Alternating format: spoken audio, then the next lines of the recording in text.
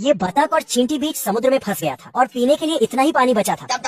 लेकिन जब चींटी पानी पीता है तब साला बतख उसका पाइप पकड़ लेता है और खुद सारा पानी पी जाता है।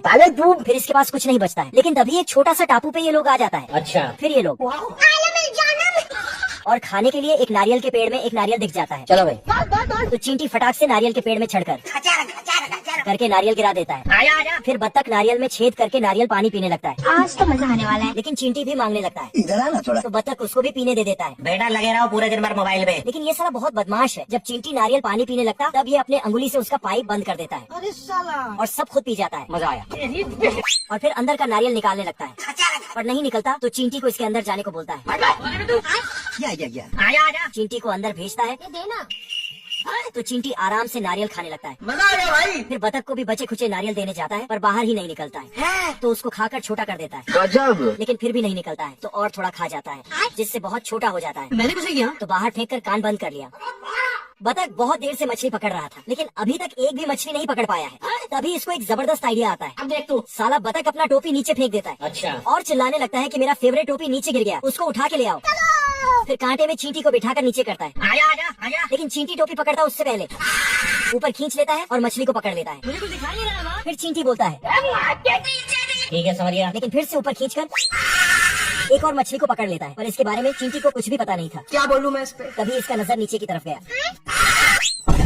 तब जाके इसको पता चला कि मुझे ही चारा बना दिया है। अरे खतरनाक लग रहा है। चिट्टी ऊपर आते ही देखता है कि बतख ने तो बहुत सारा मछली पकड़ा है। तू मेरा वो दोस्त है मेरे भाई। फिर दोनों हाथ मिलाते हैं और दबाकर ढेर सारी मछली खाते हैं। मजा आ गया भाई। तभी बतख को एक बड़ा सा नाव आते हुए दिखता है। क्या?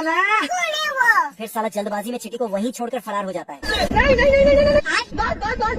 देख लो भाई, हम लड़के हैं ना, हमारे साथ ऐसा ही होता लेकिन तभी मछली वाला कांटा फेंकता है तो चींटी को लगता है ये टोपी के लिए है। है। बेकार है भैया, मैं तो टूट गया। पर बतख इशारा करता है कि तू भी आ जा उसमें बैठ के।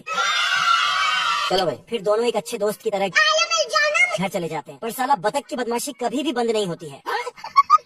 मुर्गा और मुर्गी के बीच झगड़ा चल रहा था कुछ भी। और ये सब बतख आराम से बैठ के देख रहा था। तभी मुर्गा बतख को बोलता है बाहर निकाल। तो बतख धीरे धीरे सैड सॉन्ग गाते हुए जाता है। तभी मुर्गा टहलते हुए मुर्गी के पास आता है और मुर्गी से अंडों के बारे में पूछता है। लेकिन मुर्गी ने अभी तक एक भी अंडा नहीं दिया। फिर मुर्गा ने मुर्गी को उठा के ले जाने लगता है और अंदर डाल के अपना एडवांस मशीन चालू बंद करने लगता। तो मुर्गी फटाफट अंडे देने लगती है। बतख ये सब देखती है। यहाँ पे क्या हो रहा है। तो उसने सभी अंडे को एक जगह इकट्ठा किया चलो भाई। और गर्म करने लगती है। ठीक है, समझ गया। तभी मुर्गा आके 2-4 डायलॉग मार के बतख को लात मार के भगा देती है। तो बतख जाके पेड़ में टकरा जाती है।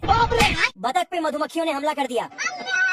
इधर से मुर्गा अंडा लेके बाहर निकल रहा था। आज कमाएगा। तभी बतख ने इसको तो सारा का सारा अंडा टूट जाता है। मुर्गा उसके पीछे पड़ जाता है। लेकिन तभी बतख ने इसके लिए पानी लाया तो इसने अपना चेहरा साफ किया गजब। और बतख ने मुर्गे का चेहरा पोंछा। लेकिन साले ने बतख पे। पर बतख बहुत ही अच्छी थी। फिर से आके मुर्गे के टांग को साफ करने लगी। क्या रे भीख मंगिया। लेकिन बदमाश मुर्गा ने बतख को डराकर वहाँ से भगा दिया। साला ये दुख का खत्म नहीं होता बे। इस बतख के लिए एक लाइक तो कर दो। इधर मुर्गी अपने बच्चों के साथ जा रही थी पर तभी बारिश और तूफान की एंट्री होती है। तो मुर्गी और बच्चे दौड़ के जाके झोपड़ी में छिपती है। लेकिन तूफान ने झोपड़ी ही उड़ा दिया। दूसरे झोपड़ी में गया तो वो भी तूफान से उड़ जाती है। मुर्गा बारिश और तूफान में। मुर्गी के हाथ से एक बच्चा निकल जाता है और तूफान से उड़ते उड़ते पानी में गिर जाता है। तो मुर्गा पानी में जाने के लिए तैयारी करता है। साला 3-4 टी-शर्ट उतार के पानी में कूदने जाता है। लेकिन तो मुर्गी आके उसे बाहर करती है। इधर बच्चा एक लकड़ी पे बैठ के पानी में बह रहा था। तभी ये सब बतख देख लेती है। फिर इसने अपना इंजन चालू किया और पानी में चली गई। मुर्गी का बच्चा झरने में गिरने ही वाला था। तभी बतख वहाँ पहुँच जाती है और किसी तरह इम्पॉसिबल को पॉसिबल करके झरने से निकल जाती है। बतख बच्चे को मुर्गा मुर्गी के पास ले आती है। मुन्ना है मुन्ना मुन्ना। और बतख वहाँ से जाने लगती है। तभी मुर्गा आके बोलता है देवा मैं तो तेरे को हरामी समझता था, तो राम निकला रे। ये सब बोलने के बाद बतख को गले लगा लेती है। तो इन सभी ने जलपरी को पकड़ लिया। तो भेल मछली ने छोटे मछली को अपने मुंह में भरा और जिससे उनका जहाज कट जाता है। और डाकू ने जलपरी को बॉक्स में बंद कर दिया। Bye bye. तो समुद्र के सभी जानवर मछलियों से लेकर ऑक्टोपस तक सब जलपरी को बचाने चला गया। साले को छोड़ूंगा नहीं। ऑक्टोपस और कछुए मिलके समुद्री डाकुओं पर हमला करता है और इधर तो डॉल्फिन के ऊपर समुद्री जहाज उड़ रहा था और ये जहाज केकड़ों को उठा के डाकुओं पे फेंक देता है।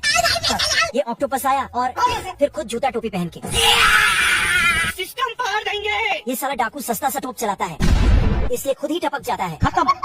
ऑक्टोपस आता है और धड़ाधड़ गोली बरसाने लगता है। सब डाकू एक जगह जाके छिप जाता है तो नीचे टपकने लगता है और टपकते टपकते पानी में टपक जाता है।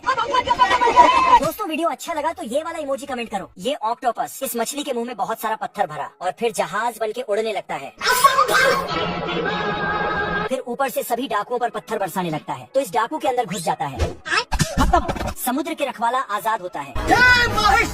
फिर डाकुओं के नाव को उठा के फेंक देता है।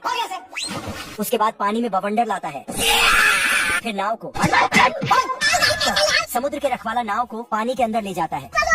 फिर जलपरी भी डाकुओं के कैद से आजाद हो जाती है। दोस्तों एक लाइक और एक कमेंट कर देना।